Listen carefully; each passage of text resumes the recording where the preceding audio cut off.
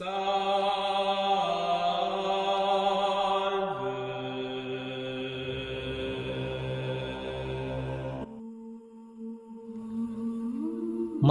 nilang mapagsabihan ang mga preso, bumalik din naman sila Danilo sa baryo, kung nasaan ang kabila niyang manukan. Naabutan naman nilang gising pa ang mga ito, kaya't inipon niya ang mga ito upang kausapin. Nang makapagtipo na ang lahat, agaran din namang inumpisahan nila Diego ang nais sabihin ng kanilang amo. Mga kasama, may mensaheng iparating sa atin si Kanuli. Pakinggan niyo ang mga ito nang sa gayon maunawaan niyo ang lahat ang nais iparating ni Kanuli. Wika ni Diego. Nang makarating ito sa kanilang mga kasama, ninais ng mga ito na maging tahimik upang maumpisa na ang kanilang pagpupulong. Makalipas ang mga minuto, napansin ni Nuling handa na ang lahat, kung kaya't doon na niya inumpisahan ang kanyang mga sasabihin. Mga kaibigan, kaya ko kayo tinipon ngayong gabi upang makapagbigay kayo ng sarili ninyong opinyon tungkol sa aking sasabihin ngayon. Nais ko mang ipagpabukas na lang ito pero magiging abala kami, kaya ngayon na lang. Nais ko kayong maging alerto gabi-gabi dahil hindi natin alam ang panganib na darating. May ipinadala sa amin ang ermitanyo na mga pangontra at gamit para sa pagpigil sa mga nilalang na gustong sirain ang ating baryo. At nais ko ding palayain na ang mga nilalang na nakakulong sa baryo ng mga gabunan. Wika ni Nuli. Dahil sa kanyang mga sinabi, pinili naman ng mga tauhan niyang mag-usap-usap tungkol sa kanilang mga sinabi. Ilang minuto pa ang makalipas, biglang tumayo ang isa sa mga tauhan niya at nagwika ng, "Walang problema mo kung yan ang nais mo. Gusto din namin magkaroon ng ganong pangontra dahil upang kahit papano malakas ang loob naming lumaban kung sakaling may darating na hindi inasahang pangyayari dito." Sagot naman ng isa sa mga ito, habang kitang-kita sa mga kasama nito ang labis na galak na magkaroon ng ganong gamit. Nang makita ni Nuling sang-ayon naman ang lahat, minabuti nilang tapusin na ang pagpupulong na yon. Sa paglipas ng mga linggo at araw, pabalik-balik sila Nuli sa baryo ng mga aswang, kung saan nakakulong ang mga lalaking nadakip nila. Marami silang ginawa dito, kagaya ng pagbibigay payo kung papaano ituwid ang kanilang mga buhay. Binigyan din nila ito ng masasarap na pagkain sa bawat araw-araw na dumaan upang kahit papaano ay maging masaya ang kanilang pananatili sa baryo. Nang maramdaman nilang muli nang naramdaman nila ang mga ngiti nito sa kanilang mga labi, doon na nila napagtanto na iuwi ito sa kanilang baryo. Nang gabing papakawalan nila ito, sumama sa kanya ang ermitanyong si Duming. Maraming payo dito ang ermitanyo at kahit papano, napamahal na rin sa kanila ang mga kalalakihang yon. Kung kaya't matindi rin ang pakikinig dito sa mga sinabi ng ermitanyo. Bago man nila ito tuluyang pakawalan, muling nag-ihip si Danilo ng mga dasal sa mga ito upang hindi magulat ang pamilya nito sa kanilang pagbabalik sa kanilang baryo. Ang mangyayari kasi, Animoy nawala lang ng isang araw ang mga lalaki sa paningin ng pamilya nito. Pasensya na kayo kung naging mapait ang sinapit nyo sa baryong ito. Ginawa lang namin ang lahat na bagay na yon upang maitama ang lahat ng mga landas ninyo. Sana sa oras na maibalik na kayo sa inyong pamilya, ay palagi niyong dalhin ang mabuting ugali at asal na ipinamulat namin sa inyong lahat. Humayo kayo dahil hinihintay na kayo ng inyong pamilya. Wika ng ermitanyo sa mga ito. Nang marinig ito ng mga kalalakihan, halos hindi nila maikubli sa kanilang mga pagmumuka ang labis na pagkatuwa. Ang ilan pa sa mga ito ay nagawa pang yakapin si Nuli upang makapagpaalam.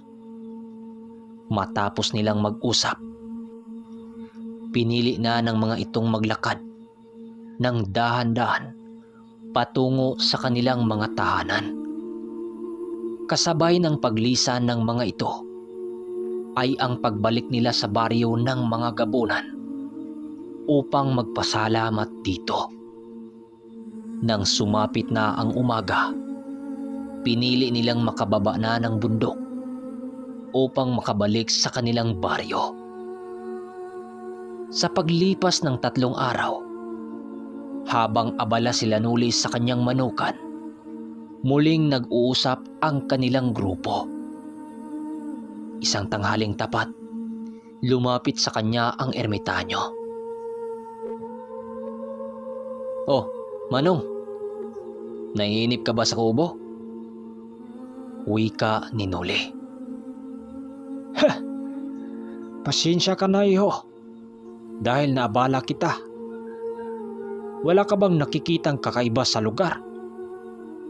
Wika nito habang umupo sa kanyang tabi. Habang sila ay nag-uusap, lumapit naman sa kanila si Danilo. Sa pagtagal ng kanilang usapan, doon naman napagtanto ni Nuli na meron na naman silang gagawing misyon. Iho, tutungo ako ng Tarusan sa susunod na mga araw. Magagawi ako sa lugar na yon dahil merong mensaheng nakarating sa amin ni Carpio tungkol sa mga nangyari sa lugar na yon. May iilan na sa ating kaanib ni Macario na napaslang, kung kaya't labis kami ni Duming na kinakailangan. Kung libre ang oras mo, iho, nais sana kitang isama. Okay lang sa akin kung magdadala ka ng mga tandang mo dahil yan na ang buhay mo ngayon. Wika nito. Nang marinig ito ni Nuli, halos hindi siya kaagad makapagsalita sa sinabi ng kanyang maestro. Kasabay ng pag-isip noon ni Nuli ay ang pagtingin niya sa mga tauhan niya habang nakatingin din sa kanya. Ilang minuto pa ang makalipas, sumagot naman si Nuli ng, "Kung yan ang nais mo, Manong, ay ikakagalak ko ang pagsama sa inyo. Parte na yan ang responsibilidad ko, ang tumulong sa mga kaanib natin, kaya hindi maaring talikuran ko kayo." Sagot naman ni Nuli. "Sasama kami, Mano, kahit saan man kayo magpunta." Sabat din naman ni Danilo. Kasabay ng pagsabat ni Danilo ay ang pagbigay ng ermitanyo ng mga impormasyon tungkol sa mga kaganapan sa Tarusan. At ayon dito, nakasalukuyang nagkaroon ng digmaan espiritual sa pagitan ng mga albularyo nilang mga kaanib laban sa grupo ng mga mabagsik na mambabarang. Hindi ordinaryo ang grupong yon. Gawa ng karamihan sa mga ito ay malalalim ang aral sa paggamit ng barang. Kung kaya't kailangan din nila si Mang Carpio dahil ito ang may lakas na kontrahin ang mga barang. Halos lahat ng insekto ay kayang pasunurin ng mga kalaban nang siyang labis na nagpapahirap sa kanyang mga kaanib. Dahil sa mga nalaman ni Nuli, pinili niyang makapagbigay ng tulong sa kanilang kaanib. Maayos siyang nagpaalam sa kanyang mga tauhan at magulang upang kahit papano ay hindi ito magulat sa kanyang paglisan. Nangako din naman si Laguyong tutulong sa mga tauhan niya habang wala siya. Gustuhin man itong sumama, ngunit walang mag-aalaga sa mga hayop nilang alaga. 5 tandang ang isinama ni Nuli sa kanilang paglalakbay sa kung saan man sila mapadpad. Sa paglipas ng araw, muli na namang mag-umpisang maglakbay ang kanilang pangkat. Bali sa pagkakataong ito, kasama pa rin nila ang mga kaibigan niyang sumama din sa kanilang paglalakbay noon pa. Hindi naman ito naging problema kay Nuli sa kadahilan ng labis ang kanyang pagtitiwala sa kanyang kakayahan. Ang tanging gamit nila noon sa paglalakbay ay ang mga kabayong nagkakarga ng kanilang mga gamit.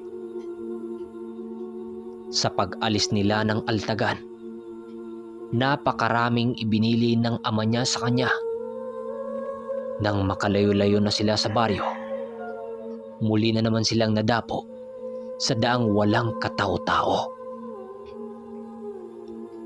Habang sila ay naglalakbay, muling nanumbalik ang mga alaala nilang lahat nung naglakbay sila patungong Uringaw. Manong, parang nakakapanibago ho ang ating paglalakbay ngayon ah. Sana nandito lang sila Karding at Tonyo. Mas lalong sasaya sana ang ating pagdahak ng daan patungong Tarusan. Huwag kang mag-alala, iho. Magiging masaya ang paglalakbay natin. 7 ba naman tayo eh. May mga bagay din akong ipapakita sa inyo sa paglalakbay nating ito. Sagot naman ng ermitanyo habang binagtas nila ang walang katao-taong daan. Panay ang pagmamasid nila Danilo sa buong paligid. Nais nilang ilibot na lang sa paligid sa daan ang kanilang mga paningin. Sa pagsapit ng hapon, nadapo sila sa isang malawak na talahiban na merong mga bukirin sa paligid. Napakasarap ng simoy ng hangin sa lugar na yon at madadama mo talaga ang labis na kagandahan ng kalikasan. Sa pagmasid nila dito, tanging mga damo at mga puno lamang ang kanilang nasisipat sa paligid nito. Habang tinititigan nila ang paglubog ng araw, purong kwentuhan lang ang nagawa ng kanilang grupo. Marami silang natalakay na mga usapin tungkol sa mga kaganapan ng nakaraan. Mga iho, alam nyo ba ang agimat na may wangis ng isang anino na may 2 ulo? Tanong ng ermitanyo. Hindi pa pumanong eh. Wala po akong alam sa agimat na yan. Sagot naman ni Nuli rito. Nang marinig ito ng ermitanyo, tumawa lang naman ito at muling nagkwento tungkol sa sinabi nito. Ayon kay Manong Duming, na ang ganong wangis ng agimat ay isang gamit ng kaliwa.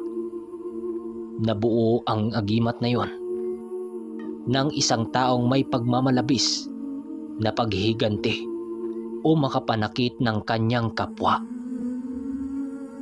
Sa pamamagitan ng pangingibabaw ng demonyo sa kanyang kaluluwa, nakakaya nitong lumikha ng isang mutya na kanyang maasahan sa lahat ng aspitong pakipaglaban. Okay, hanggang dito na muna ang ating kwento. isusunod natin ang part na susunod ito. Maraming salamat. Sa hindi pa nakapag-subscribe, ay mag-subscribe na kayo upang hindi kayo maligaw ng kwento.